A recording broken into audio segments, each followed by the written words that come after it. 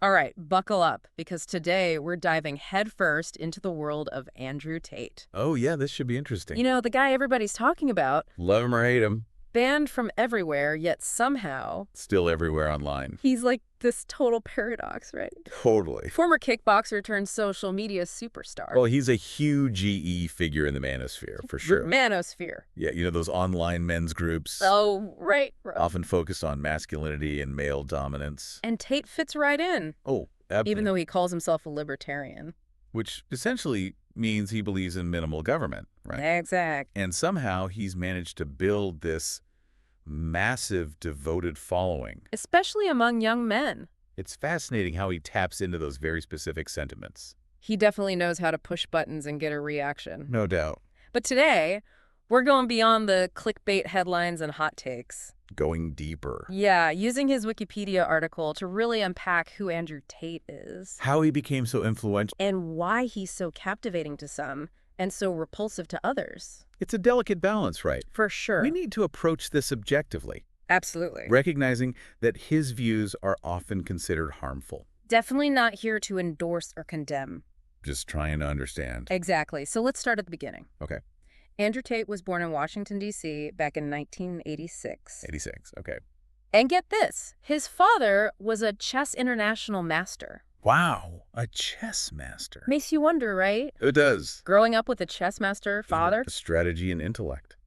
did that push Tate towards a more physical, almost anti-intellectual masculinity? Interesting thought. Right. Instead of analyzing chess moves, he ends up in Luton, England. With his mother after the divorce. Yeah, and starts kickboxing in 2005. While working in TV advertising to support himself. Talk about driven. Absolutely. By 2009, he wins his first championship. And that same discipline and drive From his kickboxing career. takes him all the way to becoming a 4-time world champion. Wow. 4 times? And then that same intensity spills over into his business ventures and online persona. So we have this tough guy image. World champion kickboxer. But then, things take a turn. 2016, he appears on Big Brother UK. Big Brother? Yeah, and gets removed after just 6 days. What happened? Officially, because of a video. A video? Yeah, it appeared to show him hitting a woman with a belt, Oh. though they both claimed it was consensual.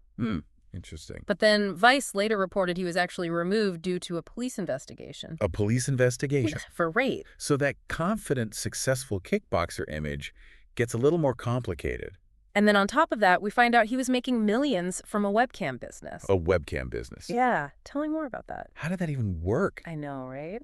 Well, he was running a webcam studio with his girlfriends as employees. With his girlfriends. Yeah, and get this, he later admitted it was a total scam. A scam. Wow, okay. Yeah, so definitely a controversial figure at this point. But his online presence just keeps growing. Explodes, even. And this is where his entrepreneurial side really takes over. He launches Hustlers University. Hustlers University, what is that? It is an online platform offering courses, Courses on what? making money outside traditional jobs, Right. using this affiliate marketing program that some criticized as a pyramid scheme. So basically, you weren't just learning how to make money online. Right. You were also encouraged to bring in new recruits. Exactly. And you'd get a cut for every person you brought in. And that focus on recruitment. More than the actual content of the courses. Yeah, that's what led to those pyramid scheme comparisons. Interesting. Eventually, they shut down the affiliate program and rebranded as The Real World. The real world, huh? But it still continued to generate millions in revenue for Tate. Okay, so I've got these mainstream but controversial online businesses. Right. But then there's this other venture, the War Room. Oh, yeah, the War Room. What was that all about? It was this super exclusive group. Exclusive. Yeah, like $8,000 to join. $8,000. Yeah, they promised self-improvement, access to successful people, Okay. and this sort of insider knowledge on achieving freedom. Freedom from what?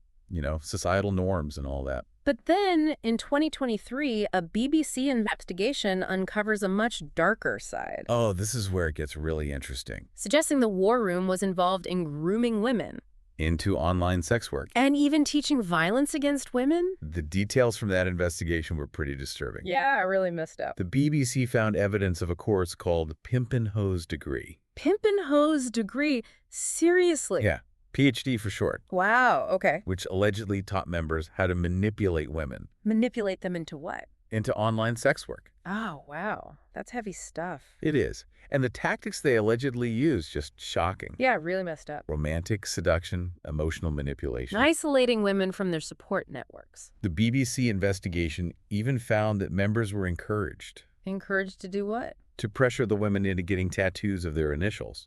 Like a literal marking of ownership. Exactly. It completely contradicts that whole self-improvement image. Right, that the war room was putting out Well, there. very different from what they were advertising. So this takes us to Tate's broader views. And the influence he has, especially on young men, He cultivates this hyper-masculine persona. and makes statements. A lot of people consider them misogynistic. He has some very specific views about women, Like what? claiming they belong in the home, Oh, wow. can't drive, Seriously? are a man's property. That's outrageous. And even suggesting that women should bear some responsibility for being assaulted.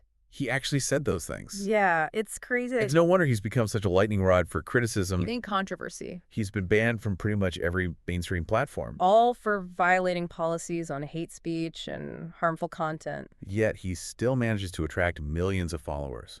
It's wild. It's a real paradox. Banned, yet still immensely popular. So what does he do? He just moves over to alternative platforms. Like which ones? Getter and Rumble. Solidifying his image as this rebel, fighting against the matrix, That's what he calls it. the established order, societal norms. He's playing the victim card while spewing this hateful rhetoric. It's insane. And it's not just online controversies he's facing. No, there's more. In 2022, he and his brother Tristan were arrested in Romania. Arrested! For what? On charges of human trafficking, rape, and forming an organized crime group. Wow, that escalated quickly. The arrest stemmed from a U.S. Embassy report, What did the report say? alleging the brothers were using loverboy tactics Hoverboy tactics. to lure women to Romania, And then what? to force them to create explicit content for websites like OnlyFans. That's awful. They were initially held in police custody. And what happened to their stuff? Authorities seized a number of their assets, Like what kind of assets? luxury cars, property. And the brothers, what did they say about all this? They've consistently denied all charges. Claiming they're victims of a conspiracy? But the Romanian authorities are continuing their investigation. So that they face a potentially lengthy legal battle. Yeah, it's not looking good for them. So in the middle of all this, he decides to move to Romania, With his brother in 2017. citing corruption as a reason. What's that all about? I know, right? It's a curious choice, to say the least. And then there's his religious journey. Oh, yeah, that's a whole other story. Raised Christian, became an atheist. Then converted back to Christianity. And finally, in 2022, announced his conversion to Islam, He's constantly reinventing himself. both personally and publicly. And his personal life is just as intriguing and controversial as his public persona. As we wrap up this part of our deep dive into Andrew Tate, It's clear he's a complex and contradictory figure. we've covered a lot of ground, but it's just a glimpse. Into the world of this highly controversial figure. He's built a massive following, sparked heated debates. And landed himself in some very serious legal trouble. So as we head into the final part of our deep dive, Let's try to make sense of it all. why is someone who's been banned from so many platforms And who espouses such harmful views, still so influential? especially among young men. What does his story tell us about the wider cultural landscape? And most importantly, what can we learn from the rise of Andrew Tate? So we've talked about Andrew Tate's crazy journey from kickboxer to, well, internet icon, Icon? Yeah, I guess you could call him that. explored his businesses, his beliefs, the legal troubles. It's a lot to unpack. But the big question remains, why is this guy banned from practically every mainstream platform, spouting these extreme views, still so influential? It's a question a lot of people are asking, for sure. Especially among young men, it's like, what's the appeal? I think there are a few things at play here. Okay, like what? First, Tate's a master of self-promotion, no doubt about it. Yeah, he knows how to work social media. You gets that? He cultivates his image, spreads his message. Perfect. He's provocative, Oh, absolutely. outrageous, even deliberately offensive at times. All calculated And he knows how to get people talking. in sharing his content. He's like a walking, talking clickbait machine. Yeah, pretty much.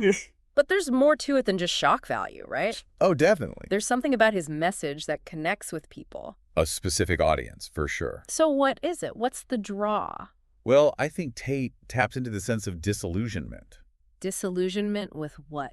You know, with life, with the world. Okay. Yeah. A lot of young men are feeling frustrated these days. Frustrated. They're Why? bombarded with these messages about what it means to be a real man.